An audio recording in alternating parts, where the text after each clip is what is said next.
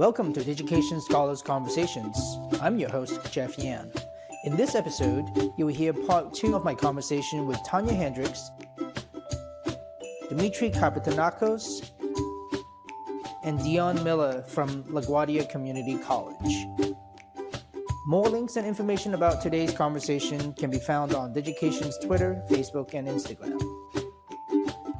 Full episodes of Digication Scholars Conversations can be found on YouTube or your favorite podcast app.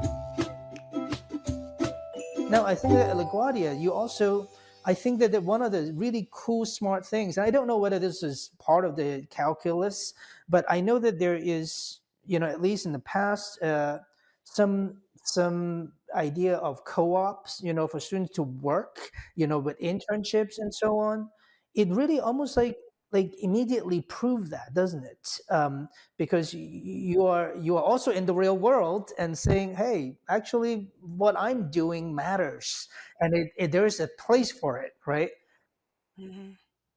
Yeah, we definitely have developed over the last few years a focus on experiential learning, even beyond the internship idea, but helping students to see how what they're learning in the classroom can actually impact their communities and make things better.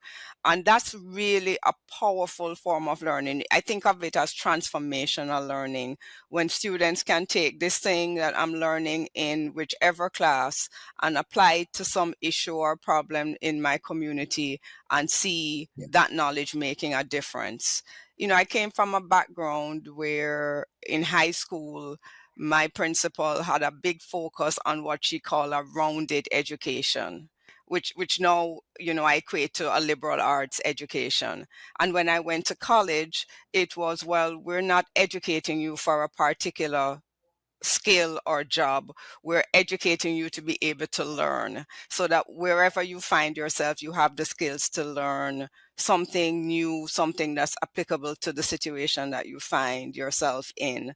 And, I think that's what we aim for at LaGuardia in our liberal arts program, that we're giving students the skill to learn wherever they find themselves, whatever it is that they're doing, and also to apply that knowledge to their communities and see that their knowledge is not just for them and their personal ambitions, but also can impact community that they should care about. It is so powerful, and I actually think that there's something,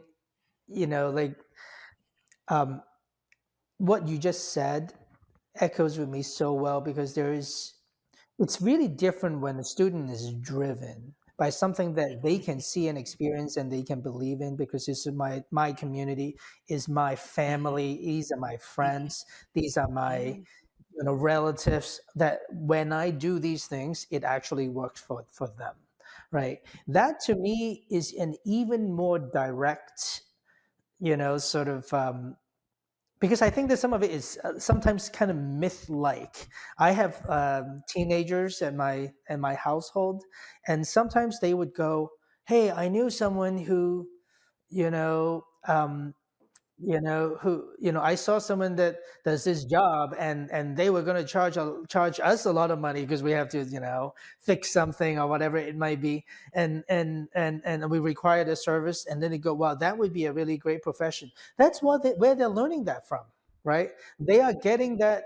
But they're exposed to so little of it, that's whatever that came first. It seems like I could see myself doing that, and immediately they go like, "Let's do that." And I think that the idea that they just didn't really quite get the exposure. If they were exposed to Leonardo da Vinci, they might have been painters instead. I don't know, right? Or they might have been writers instead. So I just think that there's a little bit of this sort of like, it's slightly myth-based right now, that, hey, these skills get me a job and a paycheck, where those don't. I don't think it's actually true, because there are plenty of people. And in fact, Demitri had said, hey, you're from the Ivy Leagues, actually these kids get a lot of jobs, and good jobs, and good start paying jobs. And guess what? Most of their degrees are largely liberal arts based, right?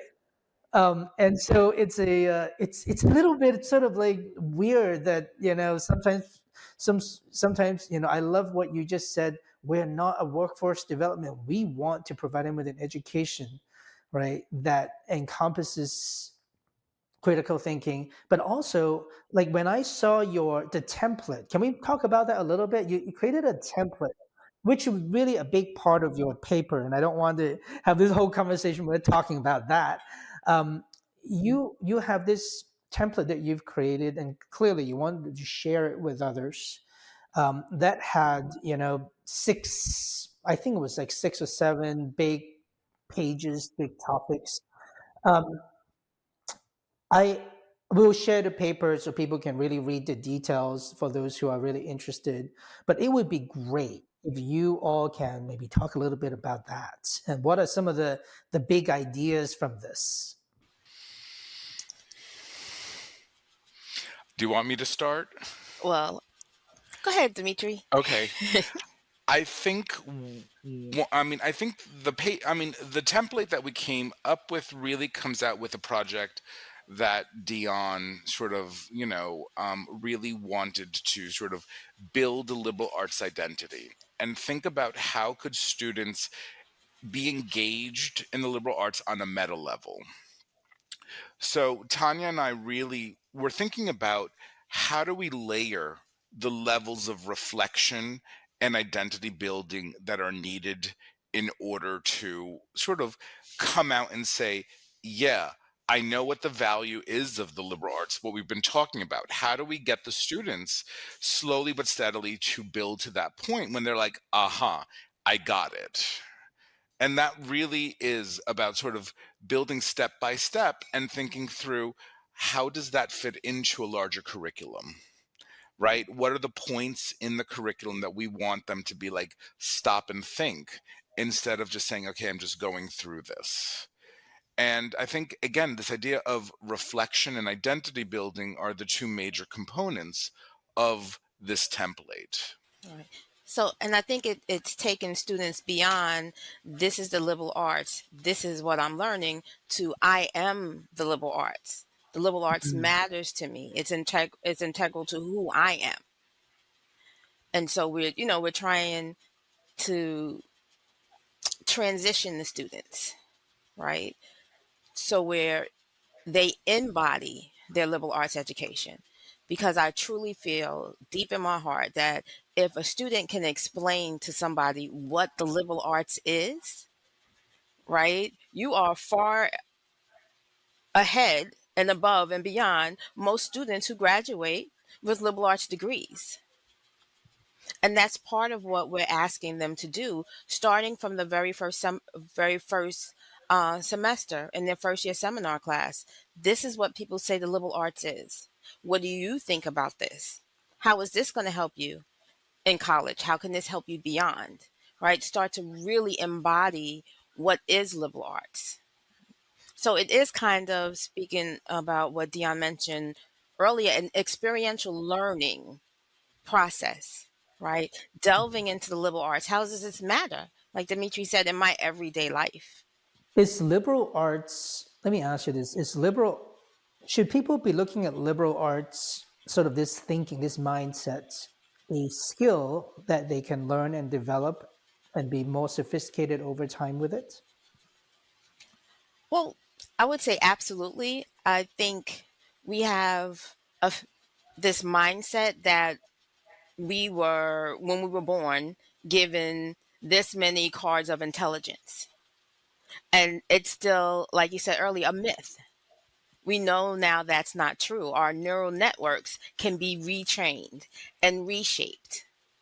So if that's true, we can continue to learning, which is why all three of us have said something about getting the skills to continue learning, right? Because you can continue to learn. I think Dimitri and Dion will agree that the work that we did in order to get our advanced degrees, or at least I know for me, it doesn't figure into my everyday life now. Right? But it did teach me skills that I have to write emails on a daily basis. Not that I enjoy the process at all, but I have to, right? I have to write emails. You have to be able to communicate with people. And that's one of the foundations of a liberal arts education is communicating your ideas. And as you said earlier, when we practice those skills, we get better at doing them. I also want to just pop in and add. I think we've been talking about how jobs have been such an important part of our identity. Like when we always ask someone, it's what you do. And I feel the liberal arts adds another layer of identity where it becomes, well, what are your passions? What are you thinking? What are you interested in? And it's just a different way of, I think, identifying yourself and also walking through the world both at the same time, right? Right. So, It's a way to know yourself better. So I tell my students all the time, it's okay if you didn't like these particular chapters in your biology textbook. You may like other chapters. Part of knowing is knowing what you don't know. And that's not at all reflected in our society. Mhm. No one can know everything. But if you know what you don't know and you're able to learn, then you can go get it. I think that what you are all doing here is so incredibly important. One of the things that I feel very strongly about is that it feels like to me that reflection should be a skill that you can differentiate from when you were a baby all the way to you are. I'm not even, I'm going to skip over PhDs, but I'm talking about life, all the way to when you know eventually disappear from earth.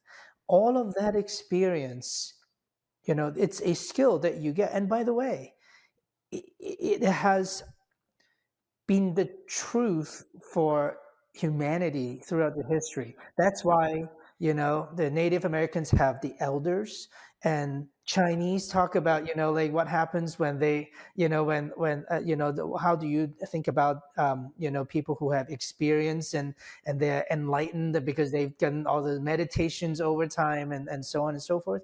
And, but, but my thinking about it, that to me, that one of the big observation that I've had for a long time, and I'm continuously puzzled by it, is that we pay so much attention to skill level when it comes to something like, let's call, I'm not using it as an attack, by the way, but I'm using it as an example. Let's take math, because none of you guys here teach math, so I don't feel like I'm attacking you.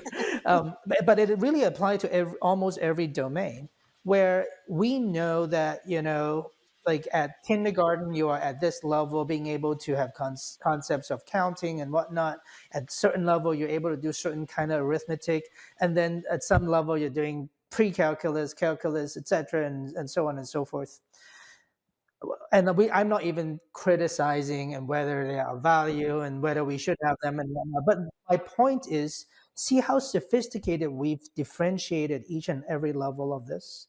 Yet when we talk about reflection, which to me is much more important, because it literally is the building block of our neural network, like Tonya, you had just mentioned. Yet we are still relatively sort of soft about, well, just reflect. You learn to reflect. Like, I don't have the vocabulary to say, now that you are a graduate of this, or now that you should be able to do it at this level. Like, your neural network should be this thick and this wide, or at least have been able to process things that are of the sixth degree. Right? We are not really even putting enough effort into it to really do it. Aside from a program like yours, where you've dedicated an entire program where people can actually have a degree in liberal arts, where you are, you know, like really thinking through, like, well, the curriculum is how to think, is the ability to develop purpose and meaning. And by the way, developing purpose and meaning, to me, is what's really beautiful about what you all had talked about, because it's not just about getting that paycheck either. Because there's getting a paycheck in a way that is fulfilling, and there's a paycheck that's just a paycheck.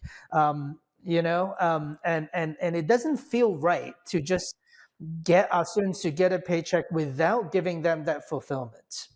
And I think that's one of Mhm. the benefits of a college education.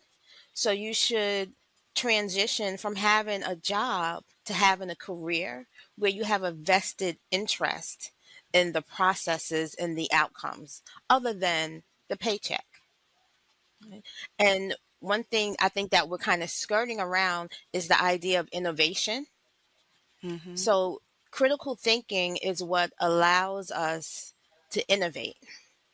But it is, like you mentioned before, reflection is not built into any curriculum, right? And for a lot of us who teach, a lot of us teach the way that we were taught. And we Mhm. weren't taught to ask a student, you just learned a lot of chemistry and you're supposed to be in a biology class. How do you feel about that? Mhm. We're not taught to do that. So it requires us to be innovative ourselves in Mm. order Mhm. to train our students to be innovative, right? Because that's where the innovation comes from, reflection. And you're right, Jeff, it's a hugely important skill that we should, just as human beings, be able to better um, like delineate the stages.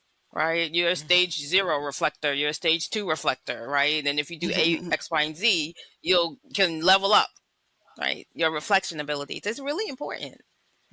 I mean, maybe it doesn't even have to be so sequential. It Right, could be that's just through true. different types Absolutely. of, but I think that for us, not having even the sophistication level to have, a discussion where we can just say, oh, okay, I see that you're able to reflect in this way, which is very Mm, powerful. And when you combine it with this other kinds of reflection, this is where a really yeah. like a really cool, like you're going to be really good at the creative, you be a great screenwriter and Mhm. and a playwright, etc., right? um Could I just say, yeah, I think the other yeah. thing too that the liberal arts provides is imagination and possibility of other Yes. ways of looking at the world.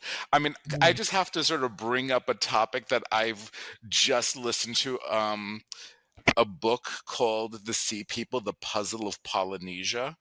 And one of the things that blew my mind is the way these peoples were able to navigate the sea, not with a single chart, looking at stars, looking at swells, looking at birds. And and they were mentioning this 18th century priest who sailed with Cook named Tupaya, and he did a map, and they're like, it doesn't look like any map that is actually readable, because he used the positionality of a Polynesian, where they were sort of jumping from island to island and using sort of different modalities of thinking, right, in order to be able to navigate. And I love that as a metaphor for the liberal arts too, right? About both us, as how could we spark that imagination and what could come up as a result of it, right? I mean, it's just a different way of viewing. It's a different way of seeing the world. It's a different empathy. It's a different feeling, and I just want to, I mean, again, any opportunity now I have to bring up the Polynesians, I'll take it. But I do think it works really well as a metaphor here. I think that's so beautiful. And by the way, this idea of empathy, making meaning, finding passion, etc., it, to me is, it's um, one of those things that humans are privileged to have. Like we have a lot of choices in life, and we get to develop passion about something, and we get to have that sense of fulfillment by, if we can identify it, we can go for it, and it would be the best feeling one can have. And it also includes things like, you know doing things for your family, doing things for your loved ones, doing things for your friends, right? These are these things don't give you a paycheck necessarily in and of itself, in most cases at least, right? But they are things that we do, and as humans we actually, that's a privilege, that's something that we get to do, and it's something that you know uh, it doesn't matter whether you're there's no stock market for it, there's no corporate tax on this, there's no, like, you do it for just the pure joy of doing so. And I feel like that in education, um, it's important for us to think about that being, like, that can't not be one of the goals, for our students to be there, to be at that, to have that sort of, to be able to enjoy that. And I do think that it really, to me, I have so much respect for all the fields, by the way.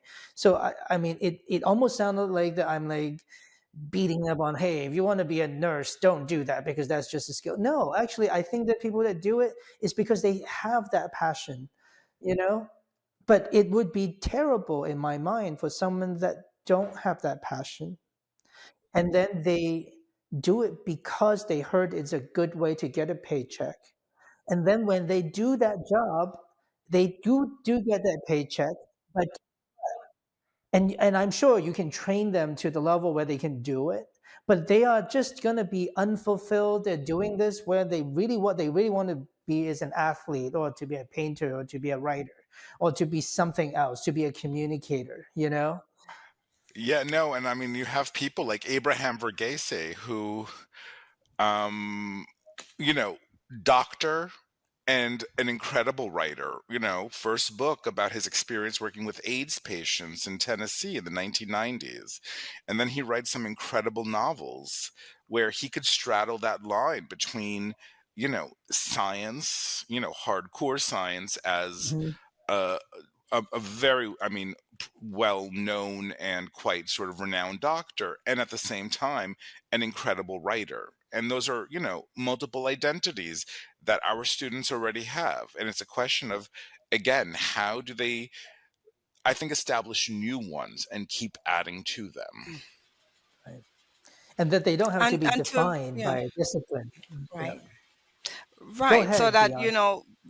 there's multiple ways of being that you can be the same body, right? I usually, Mm, say to students, you can be interested in science and in art and in history. It doesn't have to be one or the other. It's possible to have multiple interests. You talked about Leonardo da Vinci earlier, to be a painter who's interested in anatomy and physics and engineering, and it's possible to be that person.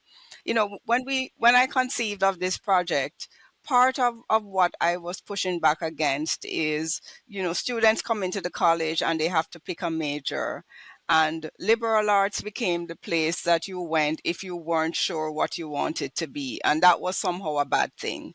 All right, so people who want to be nurses or engineers or any of the really well-defined programs, fine. You're not quite sure yet what you want to do, okay, go into liberal arts and figure it out, and then you'll switch into something else. And we wanted to position the liberal arts major as an end in itself, as a good thing to be. And we going back to the template, this idea of helping students recognize the value that liberal arts has in and of itself. Yes, it gives you all these skills, but yes, just being a creative, curious person is a great thing to be, and Mhm. just as great as being a nurse or an engineer or a doctor. And also, just even to say to students, studying the liberal arts opens so many pathways to you. You can still be the engineer or the nurse or the doctor having studied liberal arts, but think about how much better you will be because you understand more about people and cultures. If you're a healthcare professional who understands more about different cultural backgrounds of your patients, just how much better the standard of care you could offer. So we really wanted to make sure that students realize the value of the liberal arts for them, whatever pathway they eventually chose. I love that, Dion.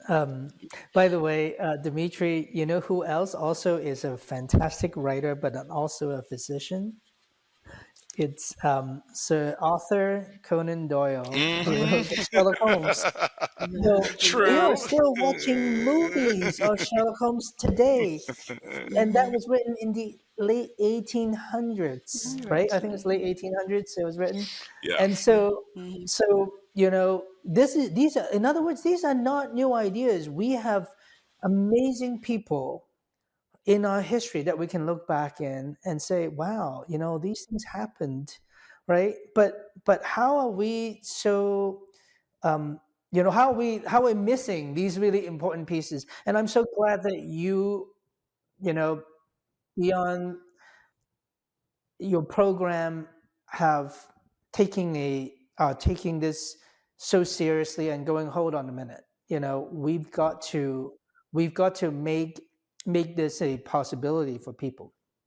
Now I want to maybe we'll wrap up in a minute, but I wanted to talk a little bit about what you see. And this is something that you might have some anecdotes, or you might have some students as examples, or just in general, your students going through this program, they're creating these portfolios, they're doing these reflections. Can you give us some sort of like example, some colors on what are the results? Like, have students gone through this and going, wow, this changed my life, or wow, now I do this and that. Like, can you give us a little bit of that, so that people, like, I think that there's still this like illusion that, well, if you study to become a mechanic, you can fix a car. Okay, like, we got that. If you studied liberal arts, what are the results? And I'm talking about both the tangible, like, hey, maybe what jobs or what fields can I go into, but also like what else does it come with that we just that correspond to what we've been talking about. I think for me, um, I said before that I teach first year seminar, and first Mhm. year seminar is where we introduce the liberal arts core portfolio to students. And for me, what I love is students begin to see themselves as whole individuals. They begin to understand that when I'm exploring my major, I'm exploring the world and I'm exploring myself. So they begin to make internal and external connections. So then, you know, the reflect is, of course, prompted by reflection, but the imagination and the innovation I can see sparked in students. So when we talk about things that students don't expect to hear about, because in my case, they're science majors, it's like a flower opening up. It's a really beautiful process. You feeling okay, Tanya? Feel free You to know, take your time. You choked up there, really thinking about your students, I think. Uh-huh. For those who are Uh-huh. listening, Tanya, I think, choked on a little bit of water, so she'll be back with us in a minute. But Yeah. I could see I, how I can excited. also, yeah, Yeah. yeah, yeah. I think about the student last year who was the representative for our graduating class. And that was one of those experiences as an educator where you really say, yes, this is what we're striving for. She was a student who graduated from our liberal arts, social science, and humanities major, and she was transferring to become a biology major. And I was just like, wow, this is exactly what I want to happen. I want a student to realize that no pathway is closed off to them because they chose the liberal arts. And so she was going from a non STEM major into a STEM major. And she talked about, she was interviewed by the university student life office, and she talked about how valuable she found the liberal arts program at LaGuardia in exposing her to different ideas across different disciplines. And I said, yes, this is my perfect graduate. This is what I hope to accomplish, that here we have a student who could, without any prompting from us, I had no idea she was doing this interview until I saw it published, that she could talk so fluently about how exposure to multiple ideas in multiple courses across the liberal arts major was really valuable to her development. And she could then transition from this major into being a biologist, because having experienced all the different disciplines that we introduced her to, she could settle on, okay, yes, this is the one that inspires my passions and makes me want to learn more. And I hope she never loses that in whatever it is that she eventually, lands on in a career. I could also tell the story because I was trying to think, because I have not taught well, upper level 200 level courses in a while, LaGuardia, but I actually had a scenario this past summer where I had a student who was finishing her associate's degree at LaGuardia in deaf studies. It's a liberal arts concentration, right? So it's a liberal arts degree, and she's like, I need to finish, I'm gonna finish the degree to Oklahoma. So she took it as an opportunity to come here, and we started talking, and like I said to her, well, what are you going to do when you go back to Oklahoma? She's like, well, I want to be a translator. I'm like, yeah, is that it? She was telling me the story how every Sunday she was going to a church with deaf congregants.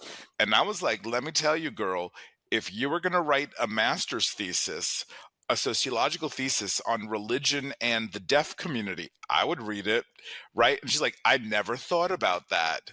I mean, it opens up possibilities. Instead of saying, okay, I'm going to be a deaf translator, well, how could you engage with the world and understand it in ways that you never thought possible?